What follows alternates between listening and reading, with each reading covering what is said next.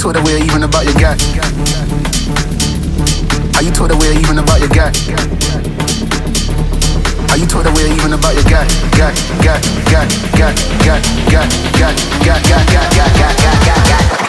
How you talk that way even about your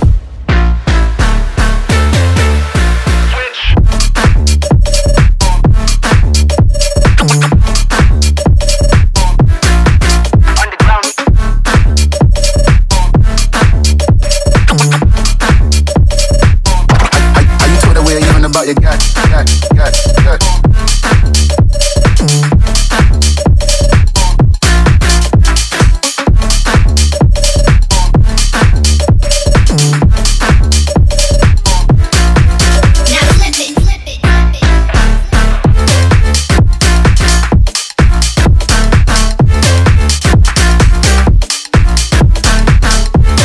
Hello mga tugangs, good morning and welcome back sa aking YouTube channel. Ngayon mga tugangs ay andito na naman ulit ako sa Rusco Naga.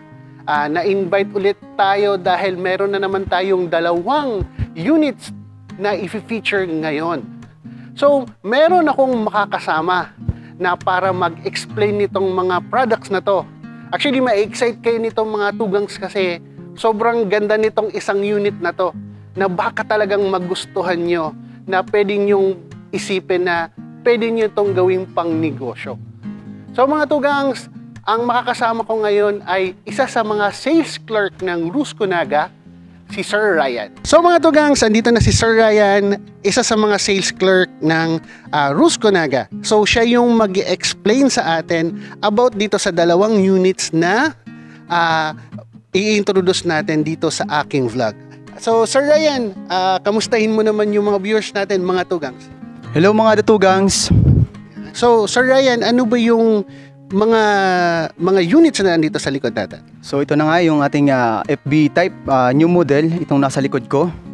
At yung isa naman ay passenger type DA63. Mga tugangs, hindi na natin papatagalin. So para makita niyo yung mga units na i-feature ng Rusco Naga para sa inyo.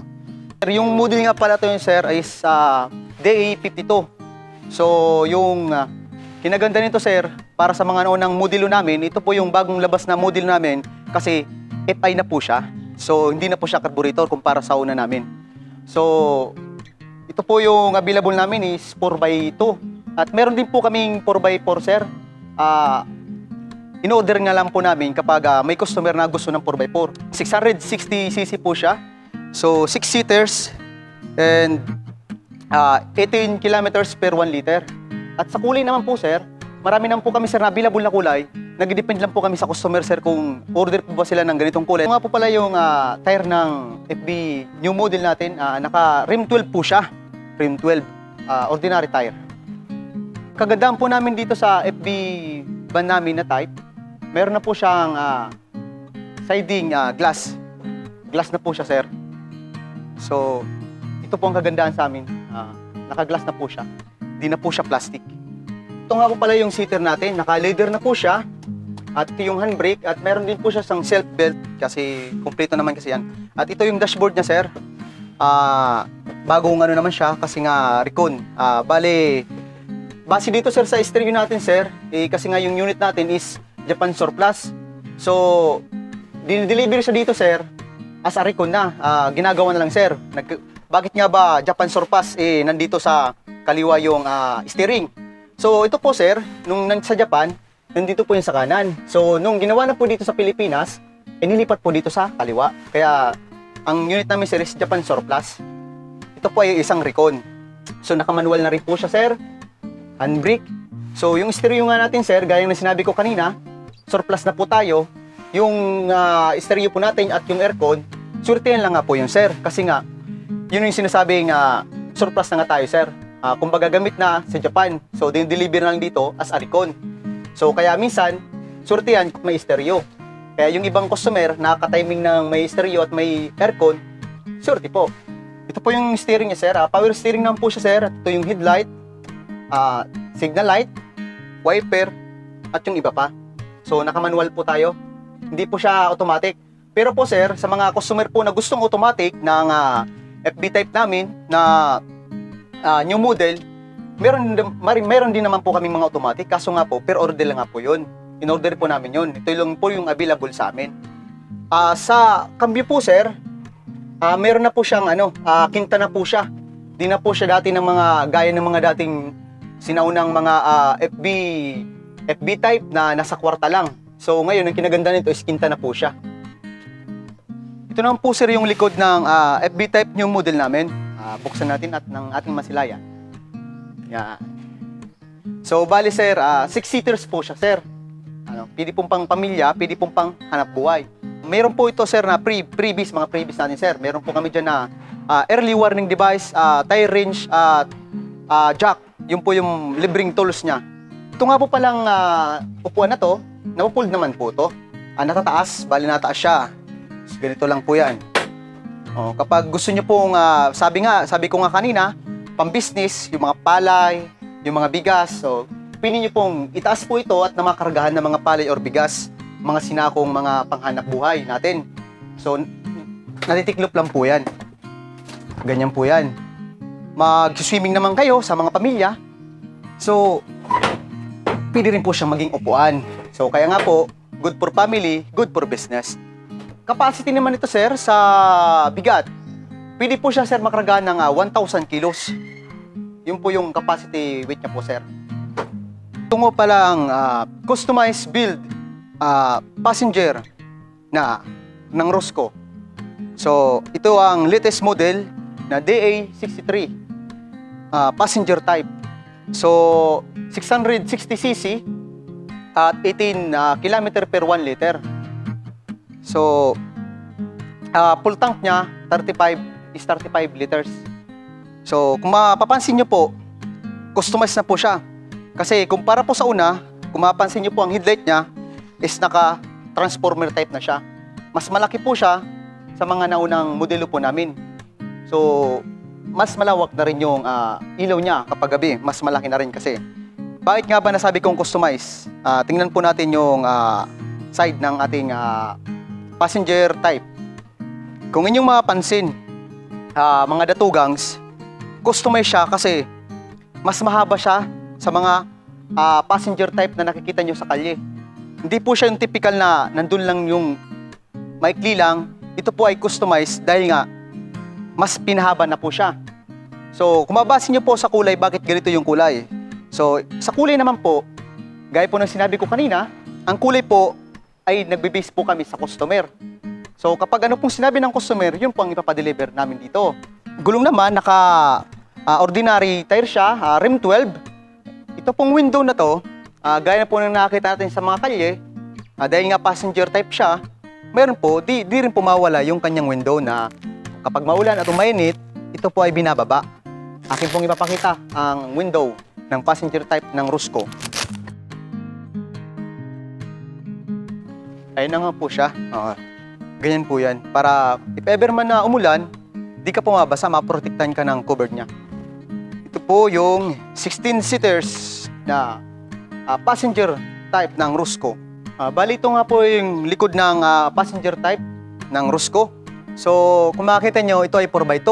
Gaya po ng sinabi ko kanina, kung may 4x2 po, may 4x4 din po kami. Nagdidepende lang po kami sa customer. So ito po kasi yung available na unit namin, kaya ito po yung dinidemo ko ngayon.